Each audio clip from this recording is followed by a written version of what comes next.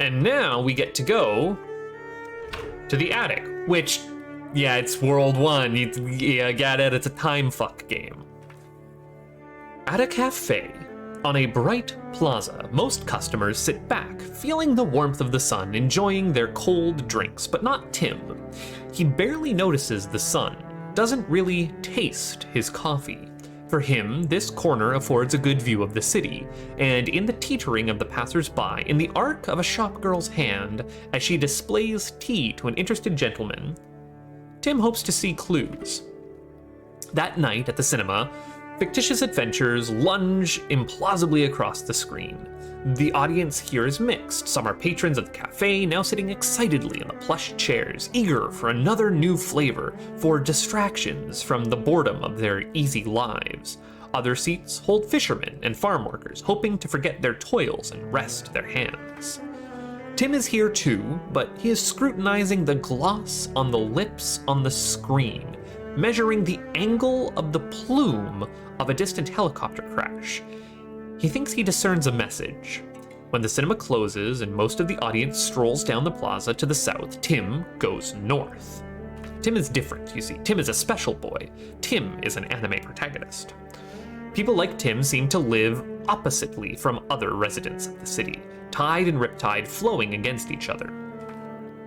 I wasn't like other girls, Ebony Darkness Dementia Ravenway said, scoffed.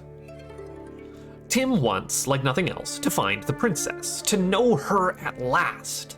For Tim, this would be momentous, sparking an intense light that embraces the world, a light that reveals the secrets long kept from us, that illuminates or materializes a final palace where we can exist in peace. But how would this be perceived by the other residents of the city, in the world that flows contrawise? The light would be intense and warm at the beginning, but then flicker down to nothing, taking the castle with it. It would be like burning down the place we've always called home, where we played so innocently as children, destroying all hope of safety forever.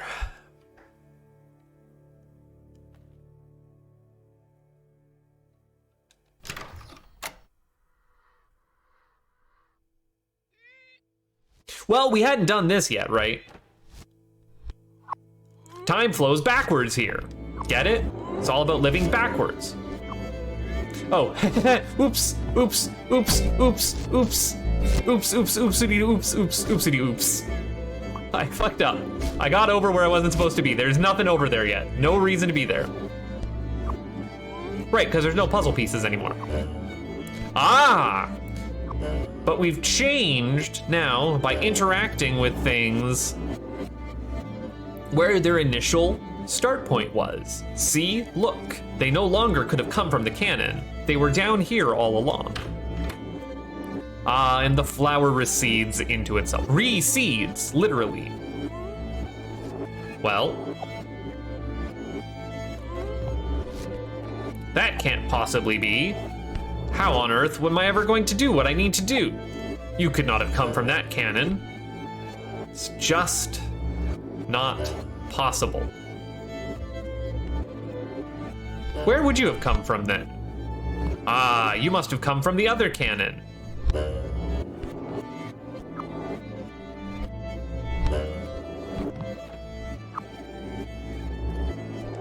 So simple.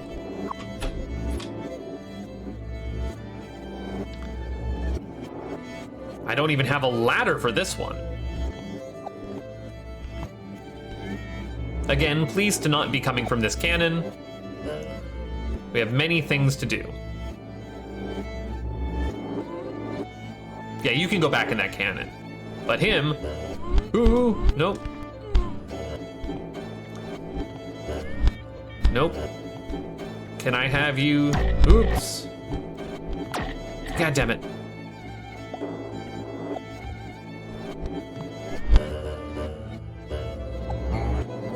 Right, I can't kill anything here. Ooh.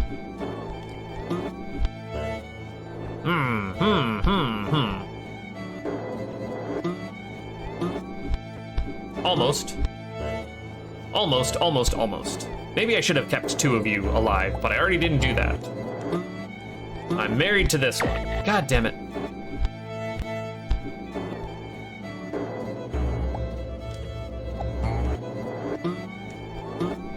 Ah, if only I was a little bit higher. God damn it. There we go. Land the jump eventually. And here we finally are on Braid. The title sequence. I've got to. Oof. Help! So that's our Wario, like, quite clearly, right? Come down here! Oh, Wario is absolutely making some nonsense happen. Don't worry, Princess, I got you. Much appreciated for helping me out. You make a good pair. We actually get through this pretty decently? Yep. Oh, crikey, Princess. I would really like to not get burned alive. That would be wonderful. Whew. Be a little bit quicker on those switches, if you don't mind.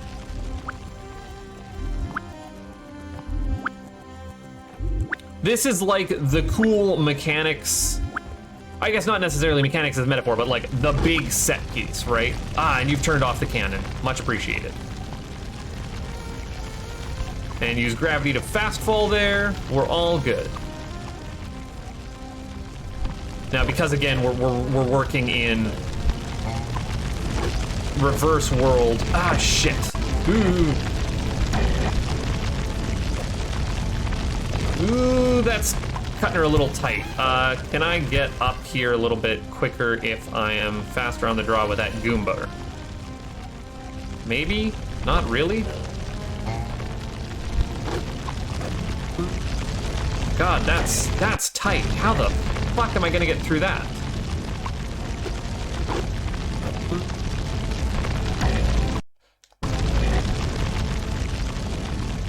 I got there as quick as I could, Princess. I don't know what you're wanting from me. Ah, there we are. Okay, all right, all right. That had, I honestly didn't flip it fast enough. So now by altering the path, you know, or figuring out where the Goombas are coming from, right? Where's that mailbox? That's mailbox 6980. I'm just, you know, wanted to check. Oh, come on. Damn it, I was not actually fast enough there. I need to not mess around and not read mailbox numbers.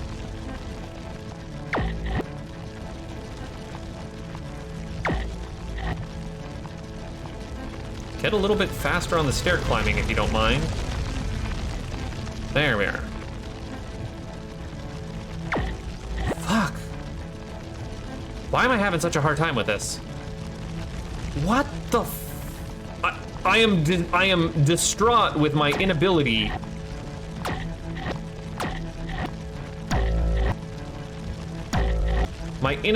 to get over this muncher. Or not bonk myself on the front of these stairs. What the actual hell? There, maybe giving myself just that little extra minute of leeway there.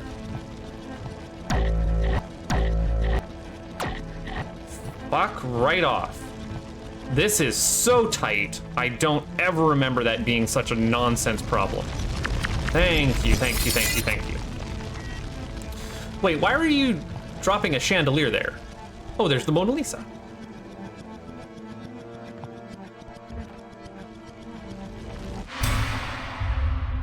So I'm standing outside your bed on the porch with your little Goomba stuffed animal and your dinosaur and the rabbits on the wall and the star above your bed. And now, when I'm running, I am running backwards. Just as a heads up. This looks really weird. Well, we do the obvious thing, right?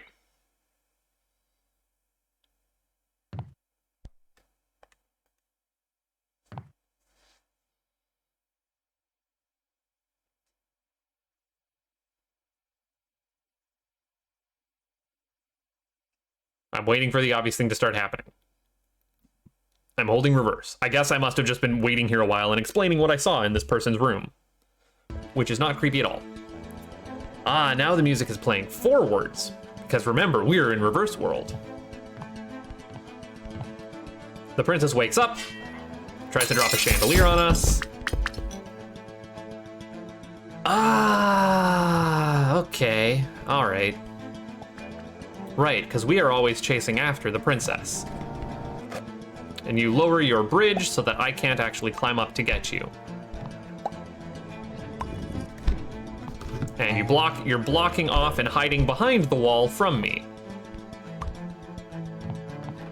This makes perfect sense. In fact, you're not even pushing against the wall. It looks like it gets caught on your dress and you're trying to pull it off. But I am definitely avoiding all of the obstacles. The obstacles.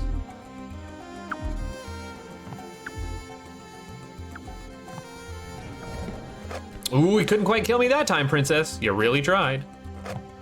Ah, a little too quick on the draw for you. And lastly, but not leastly, I'm actually not sure what that switch did. Oh, and you're blocking me from getting up and blocking me from getting back. Then finally, you are yelling, help, help, to your true savior. Come down here. I don't know, this is clever. I liked this the first time. It was kind of like an, oh, right, yeah, no, that all makes sense moment. And I feel like building up to this point in the game is the correct thing to do. Anyways, we found the princess. But we can leave now. We don't need to talk about it. Epilogue, or epilogy. And these books are immutable books.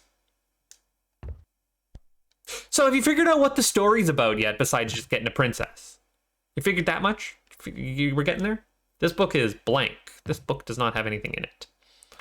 This book is also blank and doesn't have anything in it. The boy called for the girl to follow him, and he took her hand. He would protect her. They would make their way through this oppressive castle, fighting off creatures made of smoke and doubt, escaping to a life of freedom. The boy wanted to protect the girl. He held her hand, or put his arm around her shoulders in a walking embrace, to help her feel supported and close to him amid the impersonal throngs of Manhattan.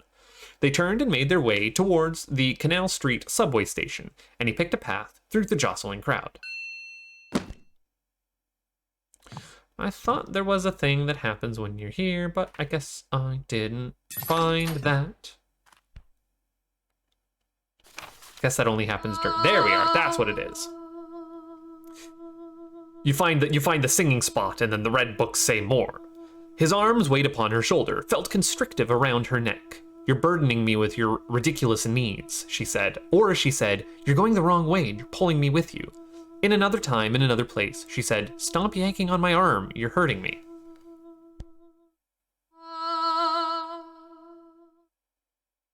Whoa! Oh, it's singing down there, too. So if I'm here, I can see it. Ah. Please back me up. Hold on. There we are. He worked his ruler and his compass. He inferred, he deduced, he scrutinized the fall of the apple, the twisting of metal orbs hanging from a thread. He was searching for the princess, and he would not stop until he found her, for he was hungry. He cuts rats into pieces to examine their brains, implanted tungsten posts into the skulls of water-starved monkeys. Tim is a bit of a fucker. Stand on the thing? There we are. Ghostly, she stood in front of him and looked into his eyes. I am here, she said. I am here. I want to touch you. She pleaded, look at me. But he would not see her. He only knew how to look at the outsides of things. Maybe the princess is a metaphor, again. And Tim is also a metaphor. Or maybe Tim's a real person.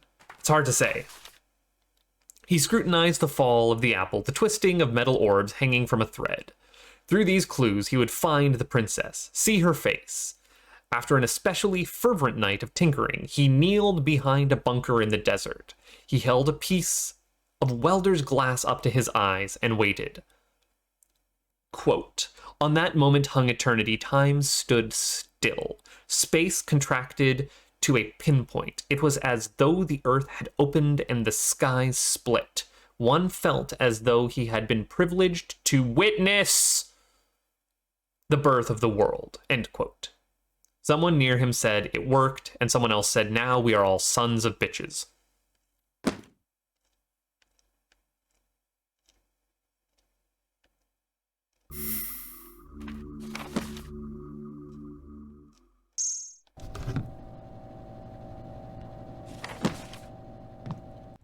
Why would I raise that up? I'm looking for the next humming spot, but I don't see it.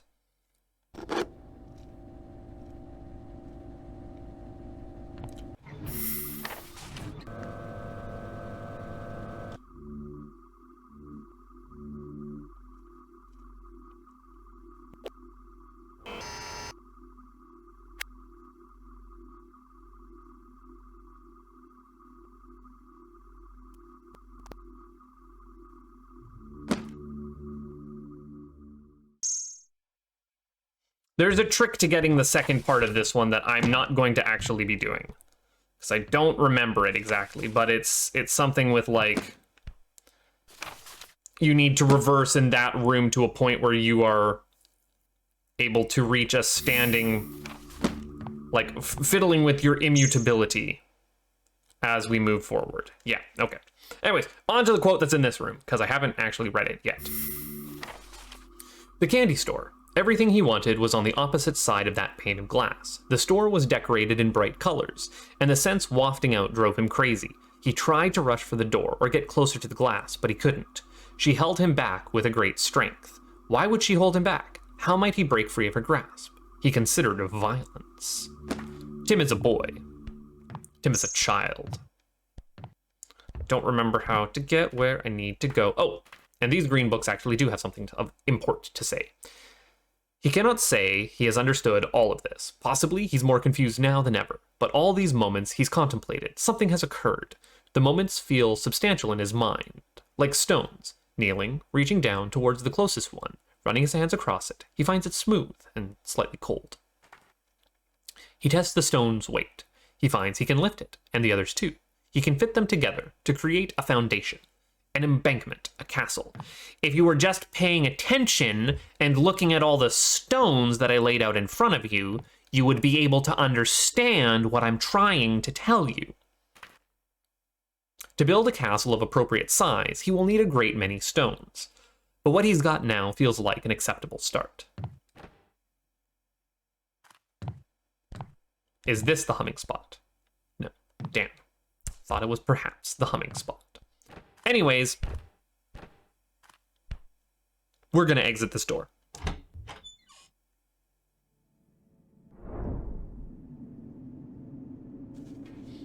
And that was Braid.